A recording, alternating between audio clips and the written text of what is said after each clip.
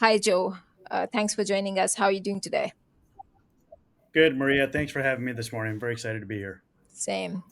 So, before we get into it, Joe, why don't you share your background? And I'm sure our listeners would be very interested to know everything from the very beginning, how you got to start this HFF Custom Rods, and doing this interesting work that you're doing in the fishing industry. So, would be very interested to know your background and your story.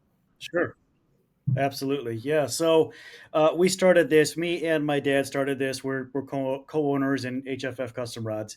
And we started this business about 5 years ago with the intent of building fishing rods was a fun hobby for us. And it all started when he was on a guided fishing trip with a friend and a guide who we were fishing for king salmon over on the west side of Michigan, and he had given my dad a rod to use on the boat, and my dad said, "Wow, I really like this rod. Where did you buy it from?" And the guide said, "I didn't buy it in the store. I built it myself." And he just didn't even at the time know that was a thing that you could build your own fishing rod. So he said, "Tell me where to build it, and or tell me how to build it." So he taught him how to build a fishing rod, taught my dad how to build a fishing rod, and then my dad came back home, and I said, "Dad, I think I'd like to learn how to build a fishing rod." So my dad took a lot of notes, and he said, "Well, I'm a little busy, but read my notes, try to learn from my notes, and if you have questions, let me know." And so I did the best I could from his chicken scratch on his notes, tried to read his sloppy handwriting, and with some help of some videos and some other materials, I was able to get through it and build my first fishing rod. And from then I was hooked. I never wanted to buy another store bought rod again. I only wanted to build my own. But at that time, there was really only one or two good places where you could go, and they were only online unless you lived in other parts of the country here um, to order from. And we thought, you know what, there might be some room for competition here. And so we decided to open up our own online business. When we first started, it was online only, and we had a few select vendors that we were selling components for, and we had a lot of local guys coming and they were knocking on the door saying, "Hey, can we come in? Can we come in?" And we said, "We're not set up for that. All of our inventory is in white boxes on shelves, and we're not set up for a storefront." And they said, "Well, I just need a few things." So we would let them in. And then that went on for about 4 or 5 months. And then we said, "Let's get a small retail place." So we opened up a small, it was just under 1,000 square feet retail store that was local to us. And we outgrew it within 8 weeks. We signed a 2 year lease, so we pushed through that for 2 years, and then we moved into our now 6,000 square foot building, where we've got a full storefront, 2,500 square foot storefront. We've got 1,000 square foot rod building classroom where we teach 12 people at a time to build their own custom rod over the course of a 2 day weekend, a Saturday and Sunday. And we still run our online business. So it's been a very fun journey. The first those these first 5 years have been challenging, but they've been rewarding both at the same time. And now with the addition to Folio 3, helping us make that transition from beginners into now we're competing with the big boys in our industry. It's been a lot of fun, and I'm looking forward to a continued relationship. That's great to hear. So, Joe, I want to ask one question. How challenging Yeah. was finding the good vendors in this specific niche, and Yeah. transition from a retail store to an online store? What convinced you to basically become an online person? Yeah, so we wanted to do it only as online only. We knew there could be challenges with retail. We have never done retail before. My dad's experience the last 50 years has been in U.S. Customs, is helping with the assistance of importing and exporting goods in and out of the country.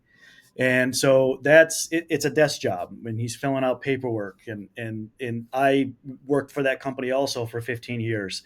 So that was my job. I worked in front of a desk and at a computer. So we had no real experience in retail. We didn't know how to do it. And so we said, well, that's okay. If we just do an online company, surely we can stock product and we can box product up, put a label on it, and get it out the door. And we quickly realized that we're in Southeast Michigan. We've got a lot of lakes and rivers by us, and that just wasn't the case. A lot of guys out there want to build their own rod, or they've been building their own rod, and they want to come in and they want to pick these items up and hold them and look at them and try to fit them together. Just stuff that you can't do online. And we recognized that pretty quick and thought, you know what, there's a need for a storefront, a physical storefront, and there's demand for it. And that's how we started with our first storefront here. Right.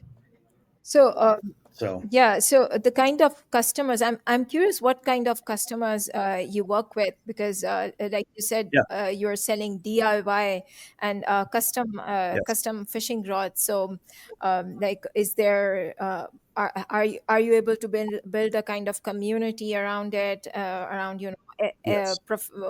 hobbyists who have the passion of fishing, or is it mainly people who are doing it just for the profession? So curious about that. Yeah.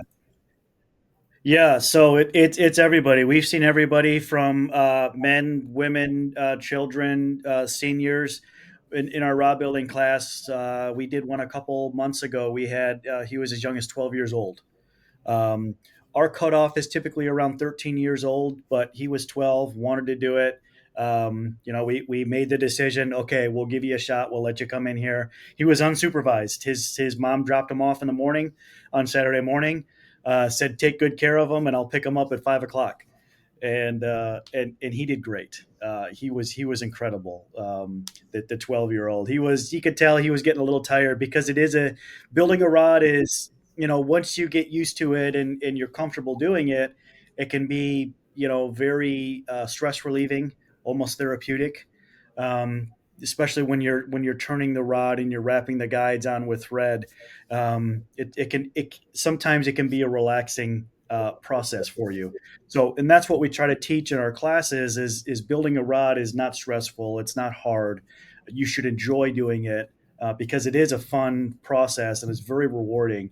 And it was really rewarding for us to see that 12-year-old start from a pile of components on his desk to a completely finished rod that he built himself. Mhm. Not a lot of kids at that age are capable of doing something like that, but he did it. And then on the other end, we've had guys as old as in their mid to late 80s. Mhm. They'll come in and they'll build a rod. Their eyesight is a little worse, so they've got to use some help with some magnifiers or maybe some extra lighting or some extra guidance with us, and takes a little bit more time.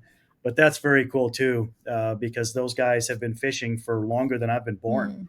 Mm. They've been fishing for years, and they still have that drive and motivation to come in and try something new and want to build their own rod. And it's just such a cool thing to see. Wow. So I'm Yeah. both Tala and I. We are very novices when it comes to fishing. So sorry for this question, but we would really like to know what is the charm behind building your own rod, and if you compare it to something like something you can just buy it off the shelf. So does it make you a Yeah. better Yeah. fisherman or something? Yeah, no, that's a good question. We see that question a lot. What makes building a rod better than the rod I can buy in the store, right? Um, and the answer, in some cases, nothing. The every fishing rod that's out there in the market right now was hand built. It was built by a company, built by people, just like you and me and Tala. They glue the handles up, they glue the reel seat on, they wrap the guides on. Now these people can do it much faster than what I can do today, um, because they're getting hundreds of rods out the door every day. But every rod is hand built. There's no machine out there that can automatically build a fishing rod from start to finish. They all have to be pre-prepped by human beings and assembled by human beings. So a lot of people don't understand that it's not a manufactured. It is a manufactured product, but it's manufactured by hands, um, and so building it yourself allows you to have a little bit more attention to detail, because when we build it in a classroom setting or when we're building for ourselves, we're building for quality. And when you look in a manufacturer setting, they're building for quantity. They're trying to get as many rods out the door as possible. So without going too much into detail, there could be some shortcuts that manufacturers may or may not be taking to get rods out the door a little bit faster. It doesn't mean they're bad rods. They're still good quality functional rods, but there could be a little bit more attention to detail. One of the things we teach when we're building a rod is called finding the spine of a rod. And what that is when your rod goes up and it bends down, that's called this. It has a natural spine on it, just like we all do. We want to bend forward. We don't naturally want to bend backwards. The further we bend backwards, the further we go, something's going to snap and it's going to break and it's going to be uncomfortable. Same principle with a fishing rod. So when we take that attention to detail, and you use the fishing rod as a tool, because that's what these are at the end of the day. They're a tool for us to catch fish. But when you build that tool to the best of its ability, and you pay that attention to detail, and you can really build a one of a kind rod. And not just that, but typically when you're picking up a fishing rod on the store, you'll see on the shelf, you'll see all of these other fishing rods that are exactly the same. When you build a rod, you're building one of one. There's only one rod like that exists, and that's your rod. No other rod out there, no other person is fishing with that rod. That rod is only yours. Okay. So Yeah, yeah, it's a unique experience where it's a truly one of a kind rod. yeah. It's interesting story, very much interesting story. So basically, just for the clarification for the audience, when you start and when you came online, and how much time would it take to convert into the online store, right? Plus, at that time, how you select WooCommerce and what Yeah. challenges you face and how much attraction you get in the market. Yeah. Yeah. So what, it did not take us long. Once I kind of learned how to build my first rod, it didn't take us long. I think it took us within a year. We decided let's start a business with this, because this is both really fun. One, two, there's a demand for it. Three, there's not a whole lot of competition in the market, right? So the market's not saturated with what we do. We're a very niche market. So that was one thing we wanted to be careful of, was if there was 100 companies out there doing what we're doing, we probably wouldn't be doing it. But in reality, there's really only five big ones, four if you don't include ourselves, that are really doing what we do. And so it's the decision to do the retail side of it was always an afterthought. I'm glad we did it, but it's a full-time job in itself. And when we first started the online, again, we were brand new. We didn't know if we were going to succeed or if we were going to flop within the first month. So we hired a local guy to us. Again, didn't know what we were doing. He seemed confident, said he can build us up a website, and he did very well for us. He built it on a WooCommerce platform. The issue was when he built it up, we didn't anticipate on going to a retail, so we built the website in a way that it was online only. Mhm. And then we decided, let's open up a storefront. And then we said, okay, well, the WooCommerce platform and WordPress won't do what we need to do for a storefront, for a POS system. So that's when we found Square, and we did a little research. And then WordPress and Square didn't quite talk to each other automatically the ways we needed it to and the ways we required it to. So we had to have a third party in the middle, which was called SKU IQ, that could handle the inventory, that could handle the orders. So if somebody ordered something in the store, it would tell SKU IQ, then it would tell Woo to deplete the inventory. So there were some struggles there at first. We kind of got through it a little bit, but it was always this ongoing mild headache that we would have with the three systems not quite talking to each other, or if one of our plugins in the WordPress or in Woo needed an update, it would affect the other two. So, there was always some issues of, hey, this isn't working, and then we'd have to figure out, okay, is this because of Square? Is it because of the middleman, or is it because of Woo? And then we'd have to deduct it and figure it out. So there was seems like there was always a little bit of a delay there to fix any issues that came up.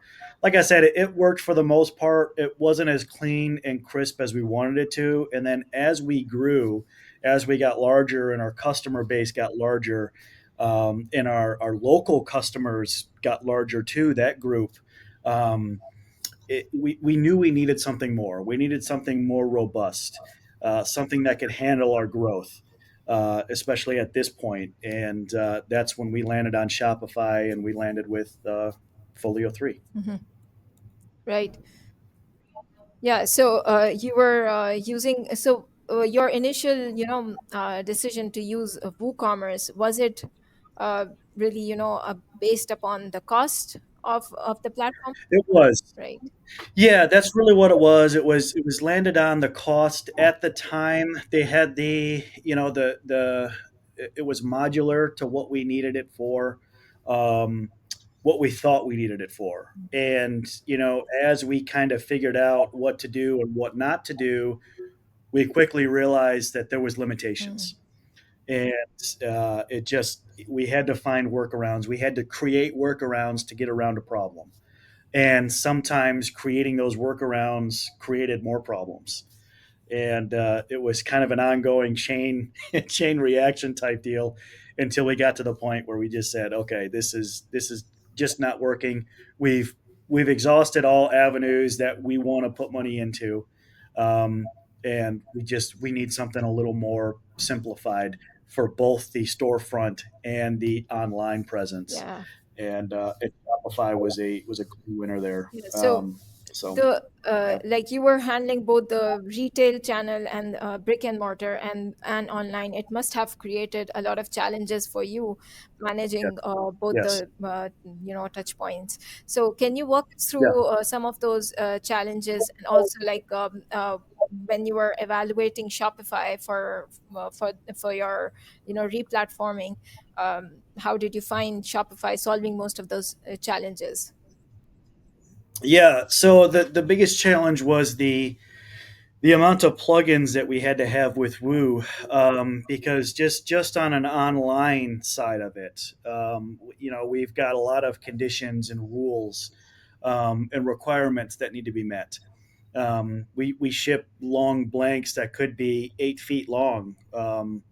And so those have to ship in a PVC tube, and there's a shipping fee that's required with that. And then we have a two-part liquid epoxy that we use for our guide wraps.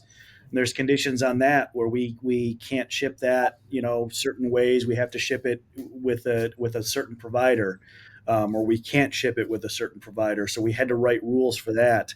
Um, stuff that we could have done in Woo, but it probably would have involved additional plugins. I think before we migrated over to Shopify, and Tyler, you might be able to speak on this. I think we might have had close to 25 or more plugins that we were operating in the back end of WooCommerce just to keep things moving, to keep our ongoing requirements that we needed to have done.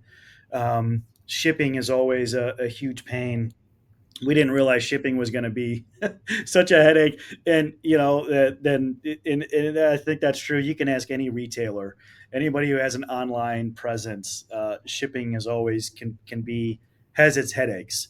um, but some days I'd go home with WooCommerce and I just want to pound my head into the wall and just try to figure out a different way to fix it or a different approach. And when I try to bring up an approach, it was always, I don't think we can do that unless we pay for this plugin. So, and that was the other thing too, is we were paying a certain amount, and when I had an idea, it was always, yeah, we can probably do that, but we'll need to purchase this plugin, or we'll need to buy this piece to do that. And it was just like boom, boom, boom, boom, boom. And when you get 25 plugins and they're each, $20 a year, or 25 or 50 or $100 a year, or whatever it is, Mm. it was just adding up quick. Mm. And And for the and audience, I want to add why the shipping was challenged, because Joe has product of an inch till you can say product of, you can say, uh, yeah, 10 feet as well, right? So yes, yeah, different shipping challenges, like what will be the box, which carrier will yeah, support us in good manner, right? So yep, yeah, I think very interesting story, Joe, till yet. Yeah. And I want to move forward towards like the Shopify, and yeah, when you migrate towards Shopify, so what was your expectation initially? Does it yeah, meet your expectation? Plus, yeah, taking the decision of the pause as well, like it will be big, yeah, right? Because you have the yeah, hardware of the square as well. yeah, yeah. So my immediate expectation, it was simple. It was really just one thing, and that was just to make things simpler, make things easier, for me, for my customer, for my employees. Just make it easier across the board. And Shopify and Folio 3 has blown that out of the water, as far as our expectations. I usually like to be pretty well involved in the development, and I was pretty heavily involved with the WordPress and the original creation of the website. Um, with this one, I feel like I was still a little bit involved, but I'll admit a lot of our weekly meetings, and sometimes we'd meet several times a week. A lot of the information that Tala and Yashab were feeding to me was going right over my head. And I just said, sounds good, guys. You know what you're doing. Go ahead and do it. And I put my full trust in those guys, and they've come out with a product that's stuff that I couldn't have ever dreamed that I could do myself, or the old system could even begin to handle. Um, I think the interactive catalogs, for example, that's been a huge hit on our new website. I pitched the idea. I didn't know how I wanted it to work. I just said, "Here's what I would like. Is this possible?" And they said, "Yeah, let's try it. Let's give it a shot." And 2 months later, it's come to life, and it's one of the highlights of our new website. Nobody else in our industry is doing what these guys have done for us at Folio 3. It's been amazing. Thank you so much for the compliment. It really means a lot to us. And kudos to the team for pulling off such a Yes, job. definitely kudos to the team. None of this is possible without Yeah, them. definitely. Yeah. So Yeah. I wanted to ask you about the cost aspect of the migration, because right now Yeah. it's a very timely podcast for us, because we have been having these conversations with other agency owners and industry experts around total cost of ownership. So and Yeah. since you have migrated from WooCommerce to Shopify Plus, and obviously the cost, like WooCommerce is a free open source platform, and Shopify Yeah. Plus has a subscription fee. But like Yes. can you walk us through like what kind of investment did you put in, or was it even an investment, you would say, or was it just like you were cutting down on the cost that you were paying just to keep things running, and then on Shopify you're now paying for growth, real growth and innovation. Now Yeah. you're able to Yeah. experiment with new features and just Yeah. being busy with business growth instead of keeping things running.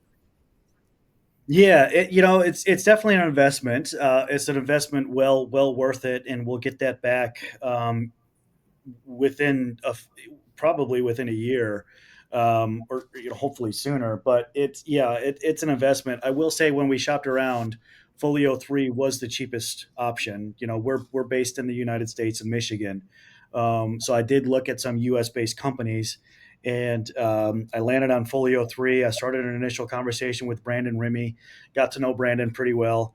And we had those first half a dozen calls with him until we were comfortable. He introduced us to Tala and Yashab and Mohammed and everybody on the team there, and it was just a natural fit. And by allowing Folio 3 to do this in Pakistan, it's saved us a considerable amount of money. quite a bit of money, and there's been zero communication barrier. There's been zero. I don't have to stay up till midnight to meet their timelines. Or it's is it 6:30 right now, or almost 7 o'clock your seven time? o'clock Yeah. p.m. Yeah, yeah. I've had meetings at 2 o'clock my time, which was after midnight or close to midnight your time, which I didn't even think was possible.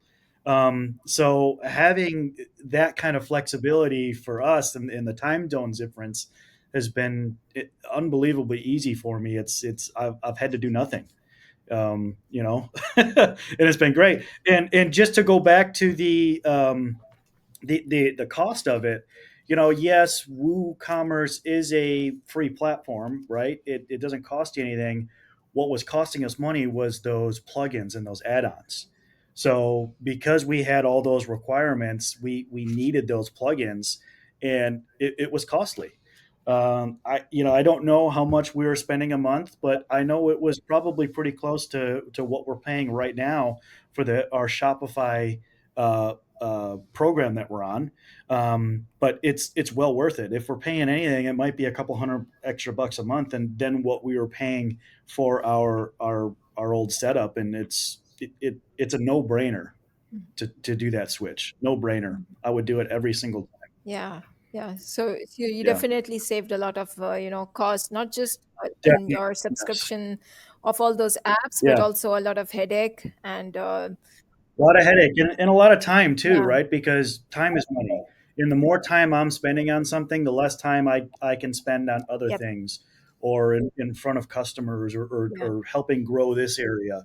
So, with Shopify and Folio 3, they've programmed it in such a way, and we're gonna keep growing it, right? We still have our meetings to where we're gonna things are gonna be more automated, which is going to help my employees. It's going to free up my employees on the back end to do more things too. mhm, So having the overall process, less time involved and more time out in front of customers, is nothing but positivity, and that's what's going to help us grow. right.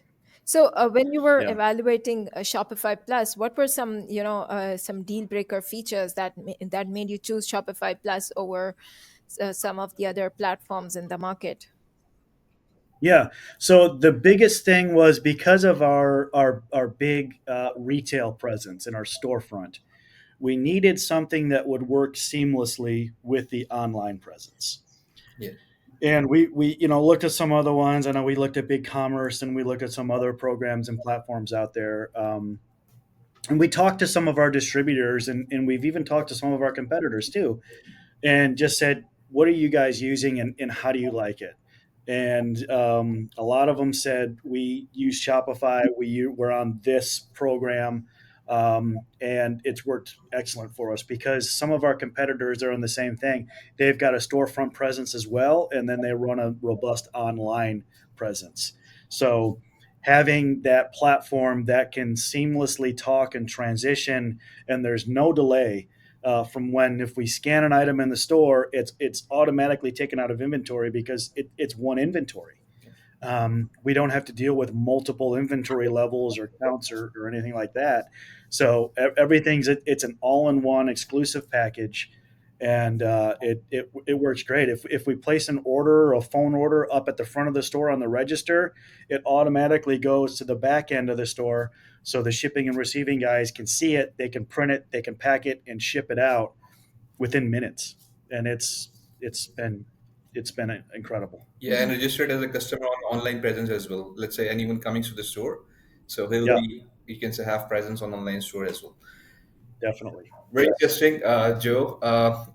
One more thing, because as you mentioned, Folio 3 meets your expectations. So what I want to ask initially, definitely, Exceed, exceed. exceeds. Thank you for your kind words.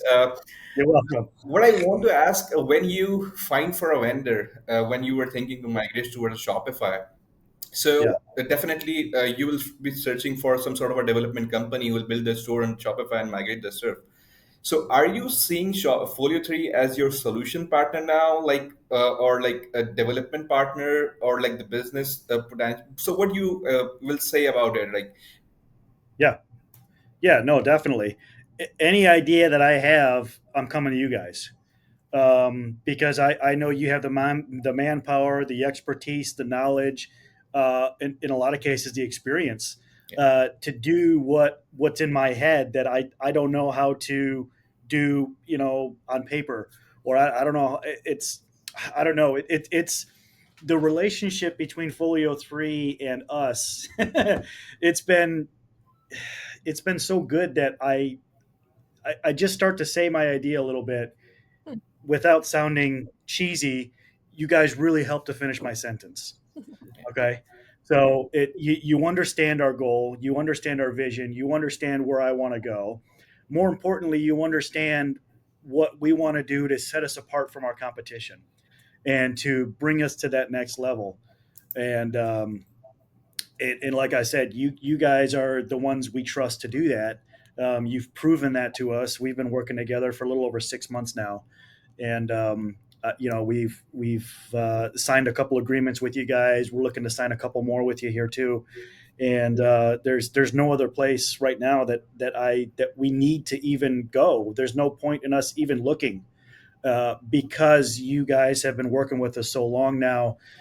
One of the biggest things is getting a developer to understand our product, right? And understand exactly what we do. And that was a struggle we had with our old developer. Was he built website and he was a marketer, but he didn't really understand our product in our vision and what we did. It's not like that with you guys. It's much more personal. I get that personal relationship with the team there, and with Tala and with your job. You guys know my product. You know what we're trying to do. So and a lot of times, I've had Yashab will come to me with an idea and say, "Yeah, I've been thinking about this. How do you think about this idea?" And it's like, "Yeah, I don't know why I didn't think about that. Do it." And a couple weeks later, it's done. It's amazing. Great. Thank Yeah. you for the kind words. Yes, Maria. Yeah. So, like now that you're growing on Shopify Plus and you're seeing this amazing growth, and you're still having a retail presence and giving these classes on in person, do you see Yeah. what kind of challenges do you see in the future regarding managing both the touch points? And do you think there is a need for some kind of a seamless experience between the two, so that there is no disconnect between the brick and mortar and the online experience wherever the customer wants to shop from you? So what kind of challenges do you see yourself facing in the future, and what like solutions do you have for them? Yeah. As far as any challenges I see, there will always be some challenges with growth. If you're not being challenged, in my opinion, you're not growing, as a person, as a company, as a business. And so there, like I said, it's more important to have a partnership and people you can rely on. When you have those challenges, you can present them, and they can offer solutions for you. So that's where Folio 3 shines. Is so that it's almost a relief for me, Hmm. because I don't have to worry about Yeah. those, right? If a problem comes up or a challenge comes up, okay, let me bring it up to these guys, and they say, okay, here's three options we can do, right? Pick let's explore them, let's talk about them, let's weigh the pros and cons of each one, and then let's pick the one that makes most sense for us in our vision, and then they implement it, and then problem solved, and we move on to the next one.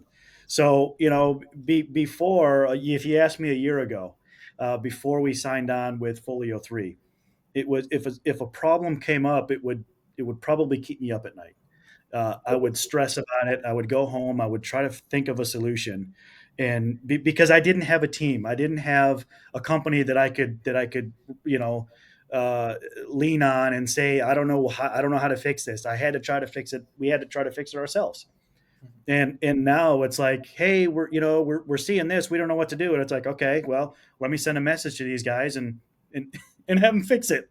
And then you fix it. And that's what I mean about it. I've been, I'll go back to what I say. I was so involved with the last website and getting everything to run as smoothly as we could. Now it's like if there's a problem, it's like, okay, well, I know these guys can fix it. I just know they can. They haven't failed me yet. I trust them to not fail me, and I'll push it over to them. And then it's done. And whatever they do in their back end, I don't understand the coding and all that stuff on the back end of the website, and they're writing rules and scripts. And I don't know how any of that works. That's way above my pay grade.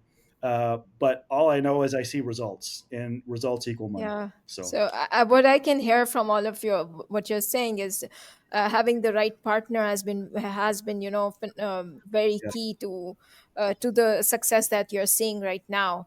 So yes, yeah. yeah, absolutely. Besides, Yeah, moving to Shopify Plus, which is obviously a better platform in terms of everything, in terms of performance and all of the value that it gives out of the box. But having the right partner yes. has been great. Well, that's just it. Anybody can buy Shopify Plus, right? Anybody can go out there and they can buy the platform and they can pay the monthly fee. But if you don't have good people and a good team to build it up, Mm. to build it into something successful and something that your customers will enjoy and have it be a good, positive experience across the board, it means nothing. So that's why it's, like I said, it's anybody can get a Shopify account, but if you don't have the team to back it up, then it's to me it's useless. How do you find So the wholesale features of Shopify if you're using those? yeah, so we are. So we're set up where we sell B2C, direct to customer, and then we have a B2B relationship also with some of our wholesale customers. And that's been really great. That's been again a seamless transition for us too. Is we everything we've done so far we've done on spreadsheets, which has worked really well. We have a master spreadsheet where we've got I don't know how many tabs are on this spreadsheet now. It's got to be 50. It sounds like a lot, but it's relatively well organized. It is organized, and so we go in there and we just say, okay, here's our pricing structure, and they say, okay, we're going to build it out. So if you're a B2C customer, you're going to see this price on a website. If you're a B2B customer, you're going to see this price on a website, and it's just that simple. And our B2B customers, when they submit it, they have to submit documentation and do an application to be a B2B customer. So they've got to fill out some paperwork and provide some forms. It's an approval process that's done by us that takes just a second. Everything is stored within the system. So we simply go in there, we approve it, we click, send the customer an approval email, and the customer gets the email, and then they log in and they're happy, and we're happy too. And so that's been a really really easy process for us. Was the B2B side, because that was a bit of a struggle with the old website, Mm. just keeping up on it, getting the approval process, getting the documents, figuring where to store those documents. Shopify really just automates that for us, keeps everything right here in house in one location. So we know right where to go for all of our B2B documents or customers. So while you're saving all this time and headache in managing these relationships with the B2B buyers, Yeah. what's the feedback been from your B2B customers? Are they finding the experience a lot more easier than previously? Yes. Definitely finding it a lot more easier. The website now, I think the old website had just under 5,000 SKUs. I think around that area, maybe 6,000. The newer website now is just under 20,000. So we've significantly increased. We've multiplied it by three. Our item availability on the new website, and their ability to browse and shop around and see products that they never have seen on the website in the first 5 years, has been really cool. And that's why we're seeing a lot of growth in new customers. We're seeing returning customers order more. Mm. We're seeing more frequent and larger orders to to where, if a customer on the previous website, they would add a couple things to cart and then couldn't find the rest of what they were looking for, they would go to a competitor. And oftentimes they would just leave the cart abandoned, go to a competitor and finish their purchase. Yeah. And what was tough is we could run reports, and I could see the abandoned carts, and it was really eye opening. Yeah. And that's what really helped us, merge into the Shopify and partner with Folio 3, and say, okay, let's get rid of that. Let's eliminate that. Let's make it so the customer can come have a really nice experience overall, find exactly what they're looking for, and then some, and then have an enjoyable checkout process and be on their way. We believe that while we want customers to come onto our website and shop around, we want them to be able to find what they're looking for quick and easy. We want them to feel like they're using a platform and something that they trust. And we basically just don't want them to feel like they need to go anywhere else, anywhere than our website. And so that's what we're turning into right now. So I want it's fun to see the growth early on. to basically, I want you to discuss your automation ideas as well, right? What you are planning for the next stuff, right? So reduce the man Yeah. work and all, right? That you are aiming. Yes. Yeah. Yeah. Okay. So what we're discussing now is we've got vendors. So the way we operate is we have vendors where we distribute their product for. So one of our largest suppliers vendors, their name is Batson Enterprises. They're over in Washington State. They are a B2B only. So a regular customer cannot go to Batson Enterprises and buy product. They have to go through a Batson distributor like us. So Batson has 6,000 SKUs. It's very difficult for us to stock every single one of their SKUs. So what we're looking to do with them is do an API feed into their inventory, which will tell my inventory what's on hand. Yeah. And then we're going to implement a low product threshold too, to where if an item is physically gets to a quantity of, let's say, 5, it'll kick it on a report, say this needs to be reordered. And I think what we're going to probably do is it'll be an automated thing too, to where it'll go on a report at the end of that day. If other items get added to that too, it'll go right out to the vendor for an automatic reorder. The vendor sees it, they process it, and they get stuff back to us. And then when we get it in, we click a received button, and then the stock automatically changes. So I think we push one button in that entire process, Yeah. and that's to update the quantity when we get it in. So stuff like that is like it's an incredible time saver, because before we'd have to go through, or we wouldn't see it until we were completely out of stock, and it's like, oh no, we're out of stock on this item. Now we got to go order it, and then we type up an email or we fill out a form, and then we have to email it in.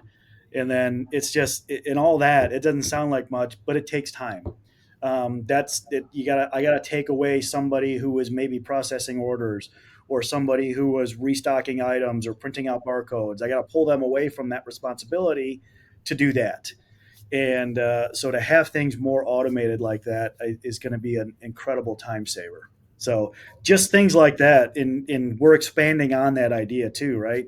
So we want to keep growing that. How can we further automate this process to where everything's as smooth as possible? The less people that are involved, the less people that have to hop on computers and type emails, the better for our situation. Yeah. Just because we want to keep things going out, we want to keep things coming in, and the less we can be involved in that, the better. Yeah. Yeah. So the less people are involved in actually adminning things and focusing more on the things that matter, that would, eventually. The things that matter. Yeah. Yeah. So, Yes. So yeah. the aim is to reduce the additional costs in between, right? And do the automation and all, right? So definitely we will see a lot of things. You can say that will reduce the cost of other stuff. And let's say if you're spending anything on Shopify, so you'll get the benefit of it.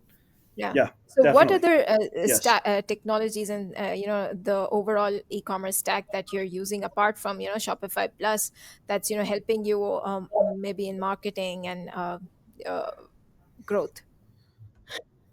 So that's what's kind of next on the topic for discussion with Folio is how can they help us? And I know they can. It's just a matter of what avenue do we want to go down for our marketing and our social media and our Google SEO, and having that presence on Google.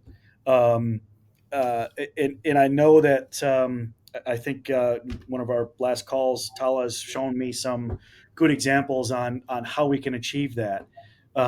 It's like we're getting so much more traffic now than what we were, and Tala wants to keep pushing more traffic, which is great. But it's like, hey, let us catch up, right? We've sent, and we've only been live for 3 weeks, less than 3 weeks, I Wow. think.